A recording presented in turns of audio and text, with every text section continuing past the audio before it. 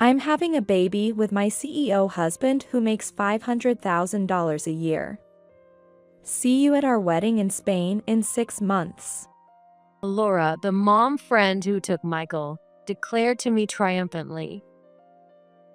In my mind, I muttered, that $500,000 income is actually mine, but I'll keep quiet about that. 6 months later, Laura was growing anxious over the fact that Michael and I hadn't divorced. She harassed me daily, but I needed time to prepare. Soon enough, she would face deep regret. I'm Jessica, 36 years old. I live with my husband, Michael, and our preschool-aged daughter, Ashley.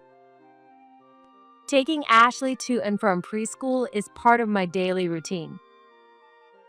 Soon, Ashley will be starting elementary school.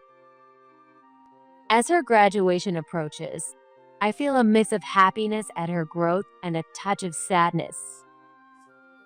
At preschool, I've made lots of great memories with my mom friends. We don't just see each other every day. We've become close enough to enjoy lunch dates and even trips together with our kids. This connection with my mom friends has become an important part of my community. But Michael doesn't seem to understand. Another lunch date? Must be nice to have so much free time. That's what he always says with a sigh. He's not being sarcastic. He genuinely thinks so. As a busy CEO, my life probably looks pretty relaxed to him. Michael works late into the night, and I'm grateful for his hard work. Still, I secretly wish he'd show a little more interest in helping out with housework and parenting. As usual, after dropping off Ashley at preschool by car, I gather with my mom friends. We were planning our next lunch gathering. There are usually about 10 of us in the group. Among them, Rachel has been my friend since elementary school, and she's someone I can truly call a best friend. As the organizer this time, I quickly brought up the topic to the group. Where should we have it next? When I asked for suggestions, Rachel responded with a laugh. How about your house, Jessica? It's big and easy for everyone to get to. All right then. Everyone, please bring some dishes and desserts to share. As we were enjoying our conversation, a woman we didn't recognize approached us. Hi, can I talk to you for a moment? All of us looked up. The voice belonged to a young woman with a refined air. While the rest of us were dressed casually, she stood out in a stylish dress and high heels, which felt out of place at a preschool. I just moved here a month ago, and I don't know many people yet. Would it be possible for me to join your lunch group? Her sudden request left us a bit puzzled. Her name was Laura, and her daughter, Sophie, was in a class 1 grade lower than our kids. Typically, moms tend to bond with others in their child's class. And our lunch gatherings weren't something we openly discussed at the preschool, so it was strange that Laura even knew about it. Well, maybe we can include you sometime. When I responded politely out of courtesy, Laura smiled and walked away, but I couldn't shake the uneasy feeling it left behind. That afternoon, Rachel called me. About Laura this morning. I've heard something concerning. She hadn't mentioned it earlier because other moms were around. Laura's been asking a lot of questions about you. As she explained, I learned that Laura had been asking other moms about me. Does Jessica drive a luxury car? Is her family wealthy? What does her husband do for a living? I felt both surprised and uncomfortable. Thinking a fancy car automatically means someone's rich is such a shallow assumption. That car is actually my mom's. The car was something my mom, who dotes on Ashley, recommended for its sturdiness to ensure safety in case of an accident, not as a display of luxury. Having people pry into it like that makes me feel uncomfortable. Why is she so interested, though? I think you should be a bit cautious. It might be better not to invite her to the lunch gathering. You're right. Next time she asks, I'll just say it's a numbers issue and turn her down. After discussing it, we decided to exclude Laura this time, but her reasons for acting that way and her true intentions remained unclear. On the day of the lunch gathering, my house was lively with many moms and their kids. The table was packed with all kinds of potluck dishes, and laughter filled the air. Suddenly, the doorbell rang. When I opened the door, there stood Laura and Sophie. Hi there. Do you mind if we join you? If ever there was a definition of an uninvited guest, this was it. It was unsettling that she showed up without being told the date or location. Laura didn't seem the least bit awkward and greeted me with a beaming smile. We've got quite a crowd today. I tried to decline, but Laura grabbed Sophie's hand and stepped right inside. With a house this big, a couple more people shouldn't be a problem, right? Her sudden appearance left the moms in the living room momentarily stunned. The kids, too, seemed uneasy about the unexpected pair. Rachel and I were both taken aback, but it felt awkward to force them out in front of the other moms. This group usually welcomed anyone who wanted to join. Still, inside, I was growing increasingly uncomfortable. The rule for these gatherings was to bring at least one dish to share, but Laura showed up empty-handed. While it was understandable, since she wasn't informed, it still felt off. Laura, did you bring anything? When Rachel asked her, Laura responded with a light laugh. Oh no. I just wanted to see this house. With that, she began wandering around, inspecting the rooms without hesitation. Her rude behavior left the other moms equally baffled. This must be your husband, Michael. She said, picking up a framed family photo and smiling meaningfully. Meanwhile, Sophie started grabbing food from the table with her hands. It was a cake Ashley had helped me bake, something we made together, and that she had happily saved to eat last. That's the cake I made with Mom. Ashley started crying. Sophie didn't apologize and was entirely focused on eating. She looked as if she hadn't been given anything to eat in a long time. It's a small matter between children.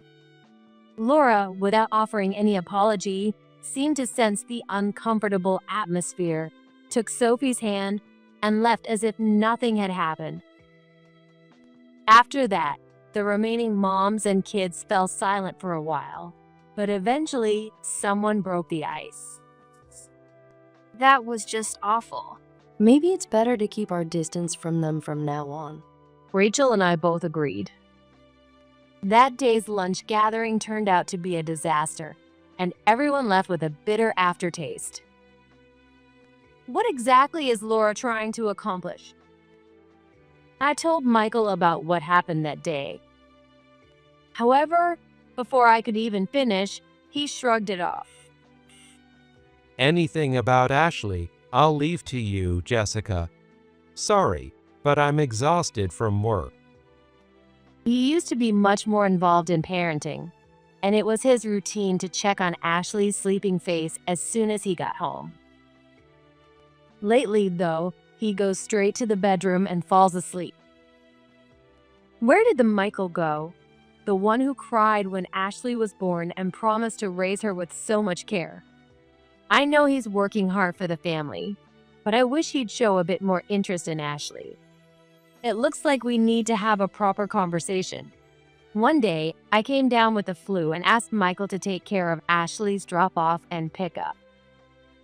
I expected him to refuse, citing work, but to my surprise, he agreed without hesitation. I better do something fatherly once in a while, or Ashley might start disliking me. Ashley was thrilled to go to preschool with her dad for the first time in a while. On the way home, Michael dropped Ashley off at the house and returned to work. Ashley had been in high spirits in the morning, but something seemed off afterward. She opened the door to my room, looking like she wanted to say something. Mommy, well, never mind. What's wrong? Did something happen at preschool? I'll tell you when your fever is gone. That evening, my mom, who lives nearby, came over to make dinner, but she said Ashley seemed her usual self. When Michael got home later, he gave a similar account. Ashley was acting perfectly normal this morning and on the way back. But the next day, and the day after that, Ashley's behavior remained strange. Mommy, is your fever gone yet? She would open my door and ask in a small, worried voice. I told her she could talk to me, but she still wouldn't say anything. Ashley is always cheerful and carefree, so this was a first for her. I couldn't help but blame myself for falling ill with the flu. Since Rachel's daughter is best friends with Ashley, I thought I might get some clues and decided to give her a call. I asked her casually, but she said that Ashley seemed to be having a normal and fun time at preschool. Don't be so reserved. Starting tomorrow, I'll handle drop-offs and pick-a-guess. Rachel even offered to feed Ashley dinner before bringing her back. I'll also keep an eye on her. You know how dads can be clueless sometimes. Maybe Michael missed something. That might be true. I decided to rely on Rachel. As a result, starting the next day, Ashley began coming home in a cheerful mood. Within a week, I recovered enough to resume taking Ashley to preschool in the mornings. I planned to have a slow conversation with her on the way back. But then something unexpected happened. When I went to pick Ashley up, Sophie got into my car without hesitation. Where's Dad? She asked innocently. Right after that, Laura came running up, trying to get Sophie out of the car. I'm so sorry about this. She just... No. I want to ride in Dad's car again today. Sophie raised her voice, refusing to get out. At that moment, Ashley came running up from the preschool building. Hey, where's Dad today? I don't know. Ashley replied grumpily to Sophie, skipping any greetings as she got into the car. My mind was in chaos, and I didn't know what to say to Ashley. Then she quietly muttered, I don't like Sophie. She calls him Dad, but he's my dad. It was the first time Ashley had ever said something bad about a friend. But more than that, I was overwhelmed with anxiety about the fact that Sophie was calling Michael Dad. According to Ashley, during the 3 days Michael had been picking her up, Laura and Sophie had ridden in the car as well. And during those times, Sophie had called him Dad. Dad said it's because she doesn't have a dad and it's sad for her. So, we should forgive her. Ashley explained that this was what Michael had told her in the car on the way home. But then, Ashley's voice suddenly became tearful and desperate. But you can't tell Dad I said this. He told me if I did, you'd disappear, Mom. I pulled over the car and held Ashley as she started crying. Mommy will never disappear. No matter what, I'll always be with you. I spoke calmly and gently, but deep inside, anger boiled within me, making my chest tighten and my breathing shallow. More than anything about Michael and Laura's relationship, I couldn't forgive him for acting so recklessly in front of Ashley. That evening, I called Rachel. I was afraid that if I didn't, I might confront Michael out of anger. Don't you think Laura has been targeting Michael from the start? That would explain all her strange behavior. She even gave me a sly smile today. Instead of confronting him, you should investigate first. I'll help you. You can't make a mistake in how you handle this. Rachel's advice was reassuring. Not only was she my best friend, but as a single mom who had gone through her own tough divorce, she had plenty of experience. After finishing my call with Rachel, I took Ashley and went back to my parents' house. I had no intention of letting Michael see Ashley anymore. I sent Michael a message saying that my mom had hurt her back and I needed to take care of her for a while. He didn't question it at all. One day, as graduation approached, Laura tried to provoke me. Jessica, you really don't look like a CEO's wife. That's personal information. At the preschool, we don't talk about our husbands' jobs or pry into others' lives. You should be careful about that. Oh, scary. With that attitude, you might end up divorced. Michael would never divorce me. Laura, who was always smiling, had her expression twist into an ugly grimace at that moment. It was clear she was after Michael, but he wasn't giving her the answer she wanted. No matter what, Michael would never divorce me. I walked away with a smile. Eventually, graduation day arrived, and as I felt relieved that I would no longer have to deal with Laura, she hit me with a shocking statement. I'm having a baby with my CEO husband who makes $500,000 a year. See you at our wedding in Spain in 6 months. She said it with a beaming smile. In my mind, I muttered, that $500,000 income is actually mine, but I'll keep quiet about that. For the next 6 months, I enjoyed peaceful days at my parents' house with my mom and Ashley. Watching Ashley's happy smile as she enjoyed her new elementary school life was a source of comfort. I had told Michael that my mom's health was still poor, but he never told me to come home. What's amusing is that Michael isn't even going home and is staying at a hotel near his office.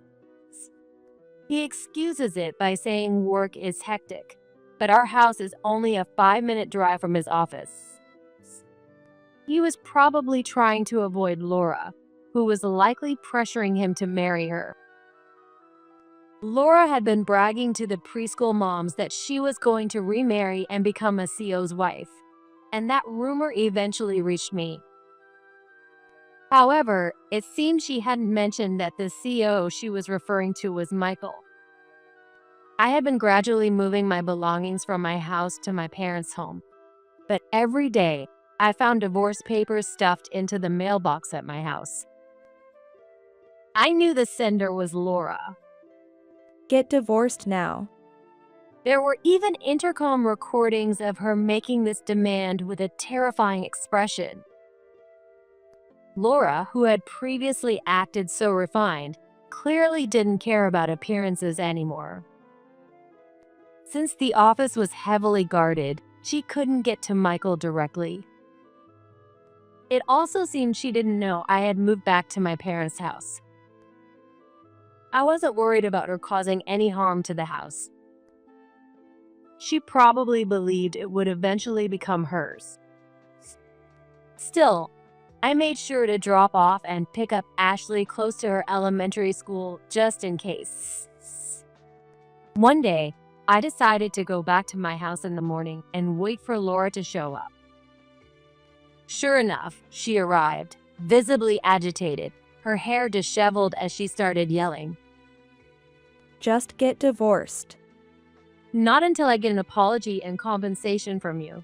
Show me you're serious. Laura looked momentarily shocked, but quickly left to withdraw money, returning with about $30,000 in cash at the door. Are you sure? $20,000 would have been enough. Consider the extra $10,000 my small gift. Use it for your future. After letting her inside, Laura surveyed the empty house with satisfaction and said, If I can secure the position of CEO's wife for just $30,000, that's a bargain. Feeling triumphant, Laura started talking without being prompted. She bragged about how she had been searching for a wealthy man to marry, noticed my car, and assumed I must be rich. She explained how she had staked out my house every morning, followed Michael, and discovered his office. So did you approach him, saying you needed advice or something? That was the plan, but when I followed him, he came out with a female employee, and it turned out they were having an overnight date. The next day, it was a different woman, both young and beautiful. Oh, I'm sorry. Did that shock you? Not at all. At this point, nothing you say surprises me. But honestly, if you ever need a job, you'd make a great private investigator. Never. Someone like me working? That's unthinkable. Being a CEO's wife is the best. Unlimited spending money, you know? Is Laura always this talkative? I was genuinely surprised. She usually spoke only briefly, her long lashes lowered modestly, but today she was rattling off her so-called success stories like a machine gun. Do you want to know how I managed to win over Michael? Sure, I'll listen for future reference. Well, I doubt you'd be able to pull it off. You don't seem very perceptive or proactive, and you're definitely not the type to put on an act. I was struggling, but not because I was upset. I was trying my hardest not to burst out laughing. Are you jealous? She kept asking that every time I bit my lip to hold back laughter, which only made it harder. But I'll tell you anyway. I approached him claiming to be your best friend. I showed him pictures of his affairs with female employees and told him I wouldn't tell you as long as he stopped. And he believed you? He turned pale and started shaking. You must be terrifying. He begged me, please don't tell Jessica. I'll pay you anything. I regretted not being able to witness that scene, but I'd soon see something even more pathetic. After that, it was easy. I convinced him to cut ties with those women and acted like a discreet, kind woman. I even told him, as a CEO, you need a break sometimes. He must have been a serious person at heart. Once he slipped up, it was easy to make him fall. Michael had always been responsible and serious. Raised by parents with high expectations, he had focused on academics and avoided playfulness. He was the typical case of someone who, once they learned to let loose as an adult, couldn't stop. Michael should be coming back any moment now. Anyway, back to the main point. You're definitely going to divorce him, right? I even have proof. Laura held up her phone, showing a recording app on the screen. I showed her my completed divorce papers. You're the one who kept putting divorce papers in my mailbox, right? Thanks for saving me the trip to City Hall. I wish you all the best. At that moment, Michael returned out of breath. He looked startled at the sight of the empty house, but the next moment, his face turned pale when he saw Laura. As Michael stood there, bewildered, Laura ran up to him, brimming with excitement. Michael, be happy. Jessica's divorcing you. Now we can get married. But Michael shook off her hand and coldly pushed her away. Have you mistaken me for someone else? This is harassment. Michael darted his eyes nervously, but then turned his anger toward me. Jessica, you said you had something important to tell me, so I left an emergency board meeting for this. It is important. She's claiming to be pregnant with your child. And she mentioned a wedding in Spain soon, didn't she? I don't know anything about that. He denied it strongly, but his trembling hadn't stopped. When I pulled out the investigation report and photographic evidence I'd obtained from a private investigator, Michael finally gave in and apologized to me. It was just a fling. Please forgive me. Of course, Laura couldn't stay silent. What are you talking about? I'm pregnant with your child. I'll take responsibility. I'll pay you money. But I'm not divorcing Jessica, and I'm not marrying you. Michael declared firmly.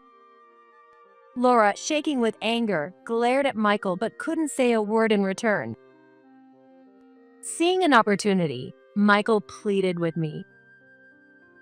This might have shocked you, but please stay calm. I've known for quite some time, and she told me about the pregnancy on graduation day. Michael turned and shouted at Laura. I told you not to say anything to Jessica. You're not acting like your usual composed self, Michael. Are you that scared of Jessica? Does she have something on you? Shut up. Stay out of this. I had never seen Michael like this before. While I had expected his desperate apologies, his yelling at Laura was surprising. Looking at me with pleading eyes, Michael asked, If you knew this much earlier, why didn't you tell me? I needed time to prepare. It took longer than I thought. Laura interrupted with a sneer. Emotional preparation, right? Going from a CEO's wife to a single mom is a big leap. It's no wonder you needed time. Yes, sorry for the delay. You can have him. I smiled, and Laura smugly responded. Be sure to come to the wedding in Spain. We'll see about that. Overseas weddings can be expensive, you know. That's not a problem. He's a CEO making $500,000 a year. As Laura laughed it off, I immediately responded. True, but he's a figurehead CEO. The $500,000 a year is actually mine. What? Is this some kind of joke? Michael is just a placeholder CEO. I'm the owner CEO who hired him. As the majority shareholder, I hold all the decision-making power. The company was founded by my father, and after his passing, my mother took over and steadily grew it. 6 years ago, when she retired, I inherited everything from her. Since childhood, I had been groomed to take over the company one day, but I appointed Michael as a figurehead CEO. He held no stock or management rights. He was merely a symbolic leader, a role he agreed to. We even had a contract to that effect. Calmly, I informed Michael, I am removing you from your position as CEO. Michael was utterly distraught. He collapsed on the spot and begged me. Please, forgive me. His family was one of high achievers, and losing the CEO title would brand him as a failure in his parents' eyes. That was something he was desperate to avoid at all costs. If you do this, the CEO position will be vacant, and the company will suffer. It's already been unanimously decided that I will assume the role.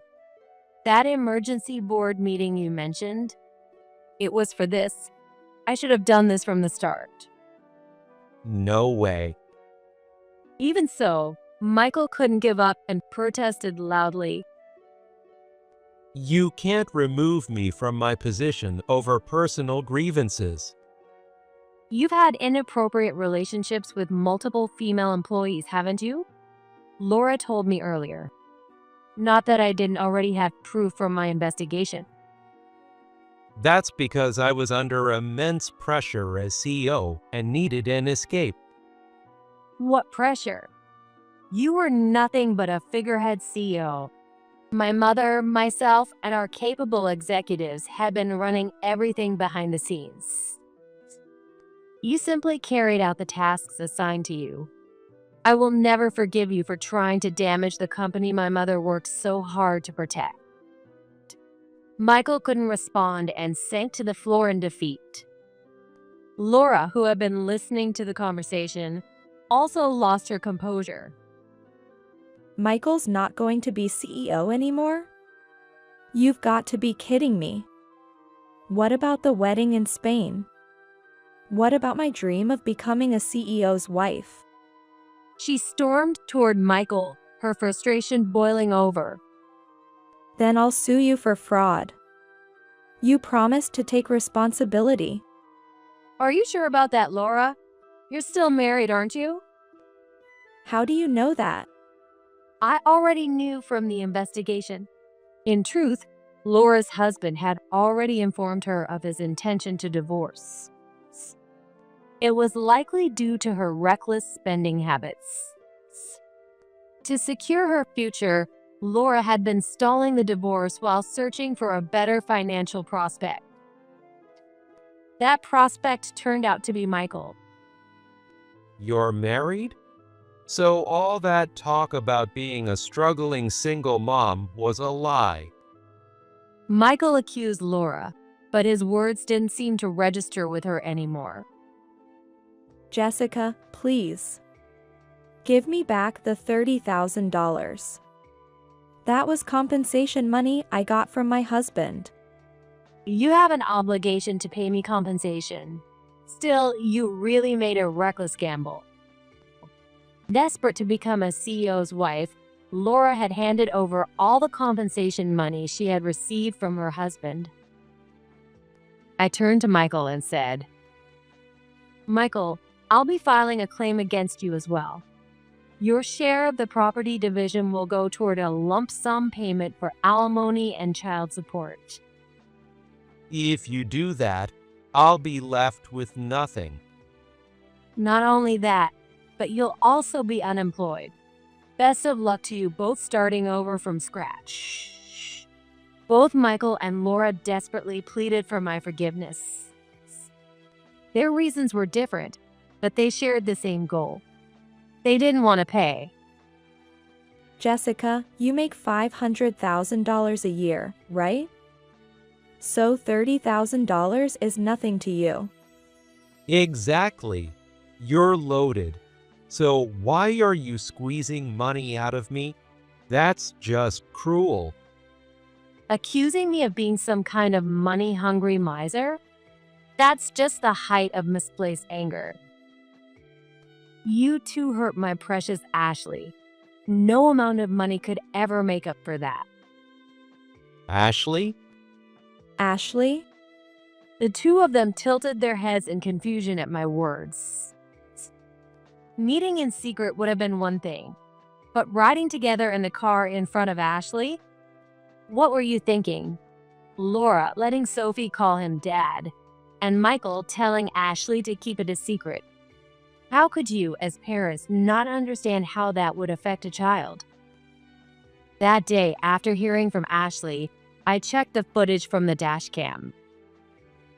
The two of them ignored the fact that a child was present and carried on with their conversation. It was far from anything appropriate for parents to discuss. Ashley, don't tell Mom. She'll leave if you do. That's right. Just keep quiet for now. You want to stay with your mom, don't you? They laughed together. It was absolutely unforgivable. Did you underestimate her just because she's a child? At that moment, I swore I would never forgive either of you. Unlike you, I value Ashley more than my own life. Both Michael and Laura lowered their heads, unable to say a word. I called Rachel, who was waiting in the guest room. When Rachel entered, both Michael and Laura looked puzzled.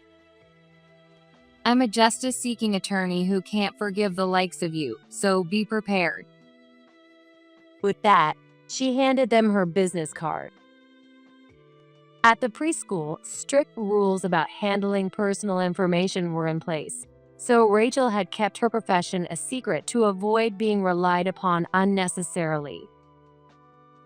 Michael only knew that she was my best friend and nothing more. Laura, I reached out to your husband as well, and he happily retained my services. Shall we proceed with both cases together? What? First, Laura. The $30,000 in alimony you already received. Due to your infidelity, your husband is demanding its return. Additionally, he's filing a new claim for compensation. Hearing this, Laura panicked. Not only could she not recover the $30,000 she had given me, but now she was facing an additional $60,000 demand. Wait a minute. No, we won't wait. Thanks to your husband's efforts, your family has agreed to cover the full amount. However, they mentioned cutting ties with you completely. You'll need to confirm that with them yourself. Wait, please. No, your husband is also seeking custody of Sophie. From what I've heard, Sophie wants this too. He plans to request monthly child support from you. Based on what I had seen of Sophie's eating habits before, it was clear that Laura hadn't been providing her with proper meals. It was only natural for her husband to demand custody. And finally, Laura, you're not pregnant with Michael's child, are you? Of course not. Thank goodness I'm not carrying this man's baby. Michael sighed in relief, but the person most reassured was me. The thought of Ashley having a sibling she didn't know about was horrifying. Since Laura was always wearing high heels, I had suspected it was a lie, but hearing it confirmed still brought a sense of relief. As Jessica mentioned, the house and car are in her mother's name, so there's nothing for you to claim. Please, Jessica, at least let me see Ashley. She'll be sad if I suddenly disappear from her life. When I asked Ashley if she'd be okay not seeing you anymore, she said, "Dad's never around anyway. I have no intention of ever letting you see her again." Michael turned to Rachel and pleaded, Can't you help me? Yeah, we're all mom friends, right? Even Laura started begging Rachel for assistance. It seems you're asking the wrong person for help. As an acquaintance, my advice to you is simple. You have no chance. Accept reality and move on. With slumped shoulders, the two looked defeated as Rachel presented them with the divorce papers to sign.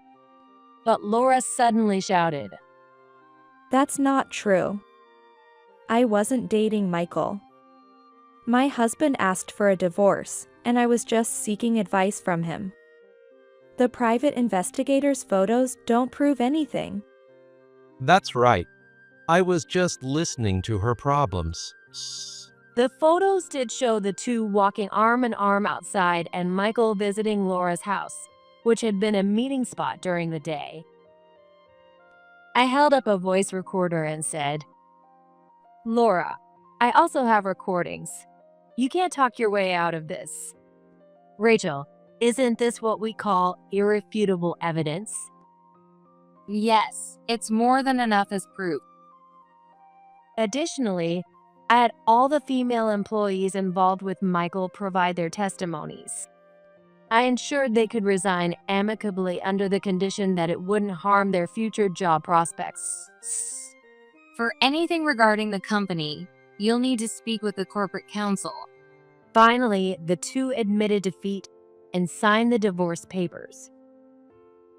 I had demanded a lump sum payment of child support to completely sever Michael's ties with Ashley. To me, Ashley wasn't just my precious daughter, but also my future successor. Eliminating Michael's influence, which could jeopardize her well-being, was my top priority. Additionally, I ensured the divorce agreement included a restraining order. Both Michael and Laura would regret being blinded by the allure of a CEO title for the rest of their lives. I watched as the two left the living room, their misery evident in their expressions. Afterward, Michael accepted his termination from the company without protest. Abandoned by his elite family and siblings, he had no one left to rely on. Despite his strong academic background, his obsession with titles made finding a new job nearly impossible. In desperation, he accumulated debt and attempted to start his own company, only to be scammed by clients, leaving him with nothing but liabilities. He was always known for his diligence, but he lacked any sense of business acumen. Now he spends his days and nights working multiple part-time jobs to pay off his debts. Meanwhile, Laura was disowned by her family and had nowhere to go. When Michael started his business, she took a gamble and reconciled with him, only to end up as a co-signer on his debts. She now works night shifts to pay off the debt while scheming to find a wealthy client. But reality hasn't been kind to her. Currently, the two of them live together as housemates solely to repay their debts. This information came from Laura's ex-husband, as Rachel told me. Apparently, her ex-husband inherited a massive fortune from his late father and hired Rachel to handle the inheritance procedures. Laura doesn't know about this, but it makes me think she should have stayed a loyal wife. Ashley and I have moved out of our former home and now live at my parents' house. We can't live with Dad anymore, and we won't be going back to our old house. When I told Ashley, she responded with a beaming smile. I love this house the most. And of course she does. My parents' house is home to 2 dogs and 5 cats, making it a paradise for animal-loving Ashley. She had always wanted to have a pet, but with Michael's animal allergies, it was impossible. If Dad were here, we couldn't have these pets. That would be a problem. Seeing her laugh so innocently gave me mixed feelings. But as long as she's happy and cheerful, that's all that matters. Although my life has become incredibly busy, I truly enjoy working. Rachel is also thriving in her career, and we often talk about how we're determined to raise our children well, even without husbands,